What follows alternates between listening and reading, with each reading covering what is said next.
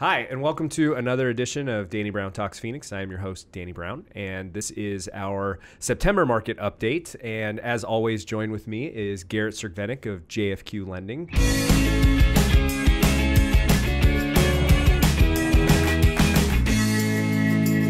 Thanks for joining us, Garret. Of course. Happy to be here. Yeah, as always. So we're both a little under the weather. Sure are. Seems to be going around. So if we have some sniffles in our podcast, we apologize. We will do our best to remove those from the podcast. But no promises. Yeah, we might both have a caught little what's snot going on. running down my face if I don't sniff it up. So Yeah.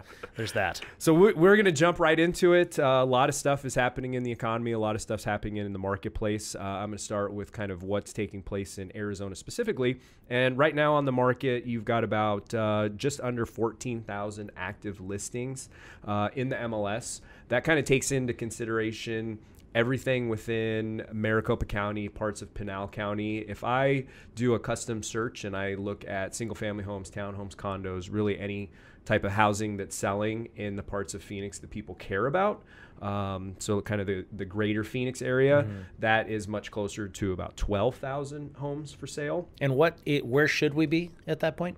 Or at this point? Well, so this time last year, we were at almost 17,000 listings on the market. So we're over 18% under where we were this time last year. And for us to be in a balanced market between buyers and sellers, we should be closer to 40,000 homes for sale. So yeah, as you can see that there's a severe lack of inventory on the market right now. The good news is this has increased since last month, only by 1%. But an increase is still on an its way up. increase. Yeah, it's good to hear. And that's very predictable in the Arizona real estate market. We always see an influx of listings in the early fall. And I think that has a lot to do with not too many people are listing their homes in July and August. We have a lot of people who go out of town, take vacations, kids are out of school, and then everybody kind of gets back in that late August and starts getting ready and wants to do something prior to the holidays. So we always see traditionally an influx of listings this time of year. Pending sales right now are actually up 13.5%. So we're almost at 10,000 homes under contract, which is really fantastic. And this time last year when we were talking, we were discussing kind of the market really slowing down and and real estate dropping due to interest rates going up and those types of things. So even though we're up 13.5% from this time last year, we're actually down almost 5% in homes under contract from last month. So the increase in listings has not equaled, additional homes going under contract. So there's more sellers in the market with less buyers. Do you think, I know you said it went up 1% since last month, as far as what's available on the market. Is that less than it should be? I would think that as soon as we get these temperatures under 100 degrees, that you would have a much bigger influx of people putting their homes on the market. So the number, yes and no. When I say that it's very predictable that we see an increase in inventory, it's all kind of relative. So if we had way more listings on the market, would we have way more listings coming to the market? Maybe. Traditionally, yes, because there's more activity. Right now there's things that are stalling the real estate market, keeping people from listing their homes for sale. And that's mostly, we're working with a lot of clients that would love to sell their current home, but they're not finding anything for them to purchase kind of in that next level. So that's really kind of stalling everything is, people want to sell, but they don't have anything to purchase. So they're in this weird limbo, like what do they do? So right now we're kind of at the point where we're telling our sellers as we approach the holidays, either list right now, today or very soon, or wait until after the first of the year. So the Arizona real estate market, at least the Phoenix area, is very, very predictable year over year, and it has been for over the last 10 years that this is kind of the second best time of year to do real estate. The best time of year is that really that January through early June. Got it. So that's kind of the spring season. We see a ton of buyer activity. We see a ton of seller activity. That's where Phoenix sees most of its property value gains is in the springtime. So we're kind of at that point now where I'm advising clients, if they're looking to sell, if you're needing to do something immediately, let's go really quickly. In fact, we've got a couple that, we took photos and we're on the market in like 2 days for some clients because they needed to move really fast. And we also have some that are like, well, I'm not in a big hurry. I'm going to do some things over the next, 3 months, and we'll list in kind of that second or third week of January to kind of catch that upswing in the spring. Got it. Yeah.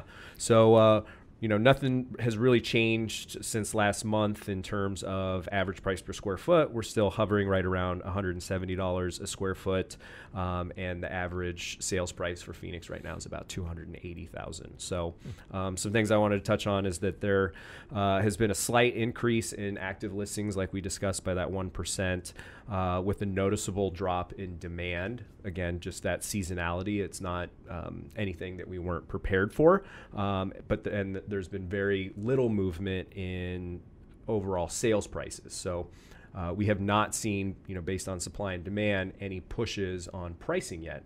And so in previous podcasts, we've discussed that pricing is kind of a lagging indicator in the real estate market. So what I'm expecting and what we're already seeing is this influx of listings that we've had are at much higher prices than what homes have been closing for.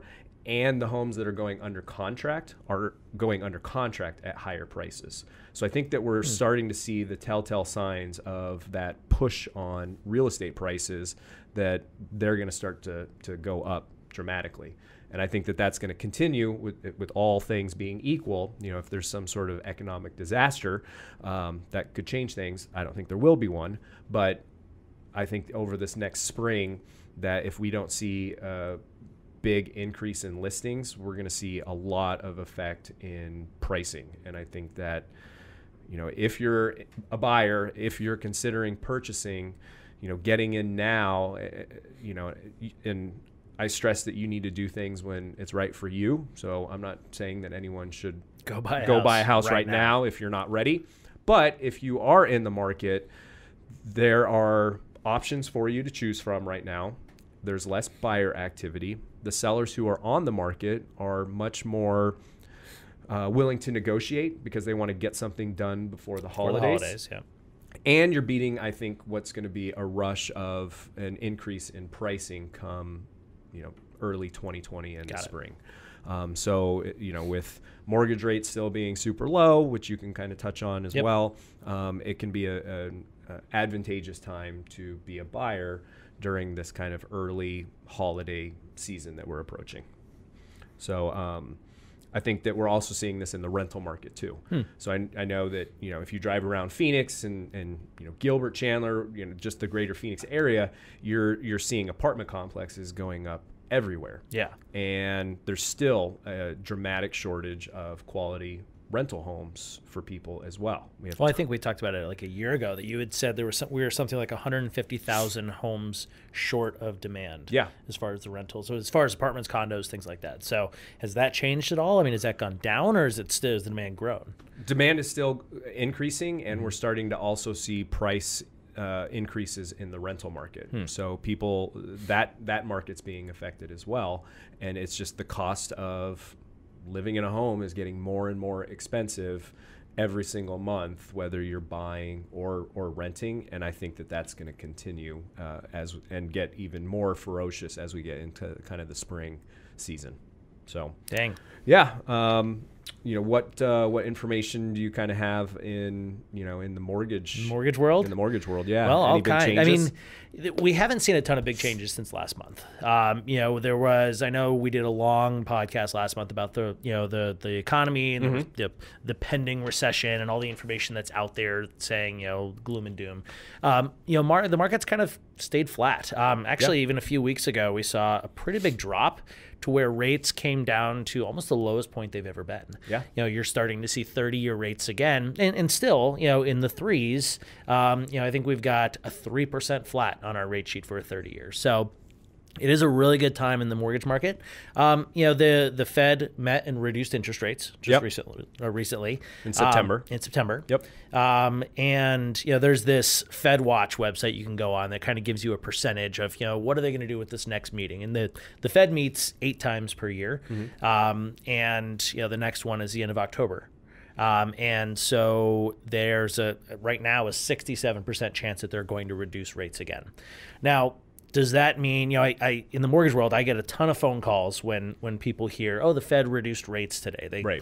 People in process say, oh, can I get a better interest rate? And people that weren't thinking about a refi are calling me to inquire about one. And, when the Fed actually reduces rates, it's not like rates are just lower today. They talk about reducing rates well in advance.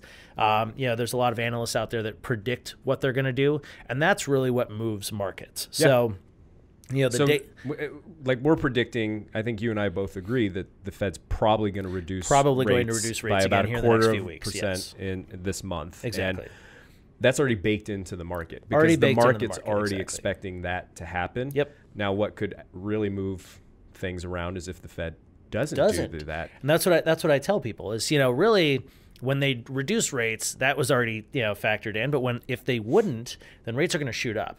So, the day that, my clients call me and say, hey, something happened, or I saw the Fed met today, it's only going to be bad news for the most part. I mean, nobody's got a crystal ball. Right. If they do reduce rates, sometimes we see like a little drop, for the cost of each rate. It doesn't mean that the rates change. It's just they get a little bit cheaper. But usually that's already factored in several weeks in advance. So, if you are out there and you're actually watching this, keep an eye on the news. And, when you see that them start talking about the next meeting, and what could potentially happen, if they're talking about rates going down, that's probably a good time to look at rates at that point instead of waiting until it actually happens. Yeah, and talking about the Fed reducing rates, I don't necessarily know that I'm on board with them continuing to do it. As you shouldn't be. I don't think. There's a very good argument that's being had right now within the Fed committees, where there's almost half of the people that they vote on this to make the decisions. It's not just one guy that's making these decisions. So, but almost half of them are discussing and pushing to not reduce rates further. I think they kind of have to because of where the market is right now. But maybe stopping to do future rate cuts. Because really what the Fed controls is monetary policy. And everything that's happening in the world right now is mostly geopolitical. And if they continue to reduce rates at the levels that they're going, they're going to run out of options if we do go into a recession. Yes, so if it actually gets worse. This is their one tool to help the economy move forward that they can influence. And if they use this one tool up, they have no more tools. There's nothing else. When shit really hits the fan, exactly. So and lots of the people we follow are like, well, are they going to take us negative? And there's countries right now who have been negative, and it's not working out well for them. It's not a very good monetary policy. I think the world looks to the U.S. on what we're doing, and while there is a lot of doom and gloom out there, there's a lot of stuff going on negative in the world. The U.S. economy is still chugging along at the GDP rate is at 2.9%. It's not, going gangbusters, but it's still positive. Some of the things that we're watching are, the manufacturing sector is absolutely in a recession right now. But the manufacturing sector of the U.S. economy is very tiny. That has started to spill over a little bit into the service part of our economy. And that's been the big thing, which has what they're talking about with this next federal rate. Is that the services portion, which is a giant piece, Correct. right? I mean, it's things like finance and healthcare, and anything outside of manufacturing and industry and stuff like that. That's all of our jobs. Exactly. It's everything that we do. So that's what they're saying is one of the big indicators. And when they just a couple of weeks ago, the services had not stopped, but it had slowed, and they didn't have as big of a gain as what they thought they were going to have. So that's really what has been influencing the market recently. Correct. You know? And that was also the same with consumer confidence. Yep. So consumer confidence is still positive, but it was down slightly. And same with job growth. Yep. And the unemployment rate. They thought it was going to go lower. It did go lower, but not as much as they thought. So still positives, but not, I guess, as positive as they were hoping. And again, all that boils down to is what what we think is going to happen and then what actually happens. You know? So back to the federal rate hike, if we think they're going to reduce rates and they don't, then that's going to have an impact the other way on the market. So. So I think it's important to just pay attention to what Jerome Powell is talking about in his Fed minutes. I'm predicting that, yes, they will reduce rates in October. I'm hoping that will be it for a while. Yeah. And they will put the pause button on future rate reductions. A statistic came out just recently where 50% of Fortune 500 CEOs believe that come 2020, we will be in a recession. I'm okay with that. I think that if we do go into a recession in 2020, it'll be a soft landing. It's not going to be anything like the 2007, 2008 recession. The housing market, Arizona, everything, economies are very local. So we're talking mostly national right now. Phoenix is very well insulated at the moment, specifically the housing market. Our housing market and our economic growth isn't as heavily tied to construction and people buying homes as it was in 2007, 2008. It's actually dramatically less at this point. So Phoenix has done a really good job over the last 10 plus years of diversifying our economy and having other industries. If there is a recession, this one I think will be the most heavily advertised and reported on recession. So I think a lot of people, a lot of industries will be very well prepared if a recession, in fact, does hit. And I think it will be a very minor blip, and we'll as look back. A lot of them are, right. And especially in the housing side of things. I mean, we talked last time how housing is, more often than not affected. In fact, housing continues to climb. Home values continue to go up, and unfortunately, the last one, and a lot of the people buying houses, millennials and things like that, the only one they remember is the last one. know, and so it's that really impacts consumer confidence and makes people think, okay, when they hear the word recession, that there's all this doom and gloom. And they hear recession and they associate it with the housing market. They're like, so a recession's coming. That means the housing market is going to tank. I'm going to wait to do anything and wait for the housing market to go down. And I just don't see anything like that happening. All of the experts that I follow, not a single one of them is predicting that the housing market is going to go down. It's all simply supply and demand. And I keep kind of banging this drum that supply is so low, demand is high. Even if demand goes down and supply starts to go up, we would have to be in a recession for a very, very long time, and it would have to be even worse than the last one we were in for it to really spill over into the housing market. So like I said last week, if there is a recession and it does affect the housing market, I think it will actually only help things. Adding inventory to the market would be a good thing because we desperately need it. Buyers need options, and I think that could propel things to move forward a little create bit. More buyers that don't have options right now. I ran into the same thing when we bought our house a few months ago. It took us a long time to find something, and we were prepared to just sell ours and live in a one-bedroom hut, for a little bit while we were waiting because, but we understood that's what it would possibly take. And we ended up finding something that we liked and we purchased, but, that's not always the case for everybody. So, what we're coaching our clients on if they are in a position where they want to sell in order to buy is start looking at homes now for purchase. And if you start seeing multiple properties out there that you're interested in and would actually sell your home to purchase, then that's a good time to make a move. If you're looking at the real estate market and you're seeing nothing that you would sell your home for, then it's probably a bad time to sell unless you're prepared to rent and with a family, do something in between. You have some sort of stopgap in between going from house A to house B. So, and we've got, like I said, we've got quite a few clients. They're like, well, I would sell, but I'm not seeing anything that I would sell for. well, then it's probably a good idea to just stay put until you start seeing multiples of those properties. So if you are worried about a recession, I did come up with some, and I know we touched on this last month, but I wanted to kind of reiterate because it's just everywhere in the news, some things that you can do to prepare for an upcoming recession.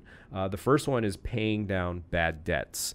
And do you want to speak a little bit on what bad debts are? Yeah, I mean, bad debts are things like credit cards, high interest rate, really bad personal loans. I guess it's easier to say what are good debts. Your mortgage is the best piece of debt that you have. It's tax deductible, interest rate is low, it's simple interest. You're not paying a compounded amount that compounds every month. So your mortgage, when people say, well, I want to pay down my mortgage, if they have other debt, that's the last thing you should touch. Yes. In front of that are probably things like auto loans, things that also have low interest rates that are fixed amounts. But get rid of those credit cards. Eliminate those high interest debts. First, those revolving debts, and then focus on the other things. And I'm a believer in keeping your mortgage as long as possible. You can make a bigger chunk of money investing the extra money you'd pay on your mortgage somewhere else than actually putting it on your loan. Agreed. It's contrary to a lot of popular beliefs, but I think it's if you can make 10% here and pay 4% here, that's tax deductible. That's the best way to do it. So. Yeah. The other thing you can do is, and I think that you need to do this before you even start shopping for a house and consider purchasing, is having an emergency fund of somewhere of 3 to 6 months of your monthly expenses. And that would be, your housing expense, whether you're renting or owning, food, and your overall kind of cost of living, utilities, those types of things, the necessary items. If you have a house cleaner, those types of things, I wouldn't consider that as part of your yeah, because those are things you can easily cut out if you do run into financial issues. But having an emergency fund of 3 to 6 months and having that, put in just a run-of-the-mill savings account that's cash that you can get to when you need it. And when you dive into those funds, then you need to focus on putting money back in there so that you constantly have that 3 to 6 months worth of expenses saved. Something else you can do is try and create some additional revenue streams. With the internet, it's never been easier to create additional revenue streams. They may not be glamorous, but I see a lot of individuals who are kind of copying the Gary Vaynerchuk model, where they're going to garage sales or thrift stores, finding items and then flipping them. So they'll look at these items, see what they can get them for, how cheap they can get them for. They'll look on sites like eBay or Amazon to see what they can resell it for, and they start flipping these items, and they're starting to make several $100s a weekend just flipping stuff. Huh. Yeah. And then of course there's things like Uber and Lyft and those types of things that you can do as well. And I think a good idea would be to update your resume and start networking with people. I think you should just kind of do that always, because if a recession does hit, and if it hits your specific sector, you could be in a position of getting laid off. And if your resume is already updated, you've already started networking with people, it kind of gives you a head start over some of your competition. And then, of course, you should do this always, but live within your means. Try not to raise that bad debt. So living within the budget that you have for yourself. Probably the hardest on the list. Of course. Yeah. I mean, Americans want instant gratification, and we want our stuff and we want it now. And so, we typically buy it, and it's super easy to do, when you have Amazon that will just drop it off at your house the very next day. So, but stick to your budget. And then with all of that being said, sticking to your plan and just keep going forward. Recessions happen, and they're not necessarily the end of the world, and most of them aren't. For me, it's things are on sale. So when the stock market goes down, I have such a long time horizon in terms of when I want to retire. I look at that as an opportunity to buy more of the things that I'm already investing in. Yeah. And I'm getting it at a cheaper price. So if I really like, Apple, for example, and if Apple drops a lot in price, then I can buy more Apple stock than I could have a few days ago. Absolutely. So stick to your plan and just be kind of prepared. So. Okay. Anyway, so that's kind of our market update for the month of September. If you guys have any questions, comments, if we got anything wrong, we're definitely not economists. We just play one on this podcast. And we're trying to do our best to give you guys valuable information so that you can plan for the future. So let us know in the comments, and we will see you guys next month. We'll probably touch a little bit on Brexit, I would imagine, next month, because that is coming October 31st. October 31st. And it's also something that could impact rates, so keep an eye out for that. Yeah, and we should care, because if Brexit happens and it's bad, that could put all of Europe into a recession, which would negatively impact the United States pretty greatly. Yes, it would. So anyway, so we will see you guys next month, and thank you so much for tuning in.